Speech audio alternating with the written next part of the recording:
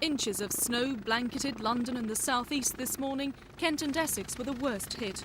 Small side roads were almost impassable. Only the overnight gritters meant the major routes were kept open. But drivers were heeding police warnings and keeping speeds to a minimum. Conditions were treacherous on the M25, with many vehicles breaking down as radiators and engine blocks cracked in the cold. Even we were unable to continue our journey over some parts of Kent as the helicopter engines threatened to freeze. We're now flying over Dartford. We'd hoped to make it to have a look at the Dartford Tunnel, but weather conditions are so bad, it's snowing so heavily, and the temperature's minus 10 degrees outside, we're having to turn back. The Arctic conditions hit animals hard. These ponies were trapped out in the snow. Farmers also battled to protect their livestock from the blizzards. This Surrey farmer had his work cut out this morning, simply feeding and watering his animals. We've got a lamb here that obviously is caught a chill this morning, and it's going to go back inside and be under a lamp to warm up. There's no end of problems with trying to keep the livestock fed outside in these conditions.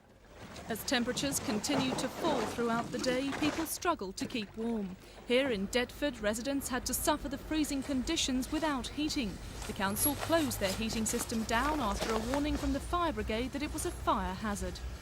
When it was turned on, the thermostat, it actually blew up because they said the wiring wasn't done properly. Well, I think everyone's basically feels the same, they're outraged by it. Staff manning a special helpline for pensioners during this cold spell say they've been overrun with calls today. People are living in one room that they're eating in, sleeping in, living in all day with maybe a 1-bar electric fire or just a coal fire even, and these are people who are maybe over 80 years of age.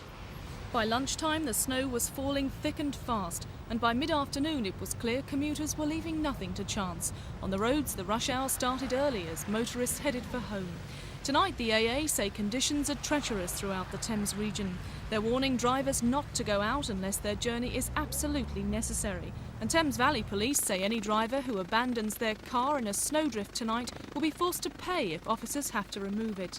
London buses say they're unable to guarantee a service tonight because of the state of the roads and mechanical failures. After 7 tonight, they say there could well be no service at all in parts of London, and night buses will probably not be on the road. The tubes are still running, but slowly. On the railways this morning, British Rail were pleased to report services running well. De-icer trains were running all night, keeping lines clear, and commuters reported quite smooth journeys. About 3/4 of an hour late, that's all. It's just been a little slower, but not really no trouble at all. Well, I caught the bus this morning, which was late, really crowded, and then I had to get on a tube because there were no more trains. The train was late and got later. But this was the picture at Waterloo tonight. Hundreds of commuters are facing long delays, and there are many cancellations. There are also serious delays in the Anglia region, especially from Liverpool Street Station, where access is restricted. British Rail simply can't keep up with the snow that's falling. Sharon Doughty, Thames News.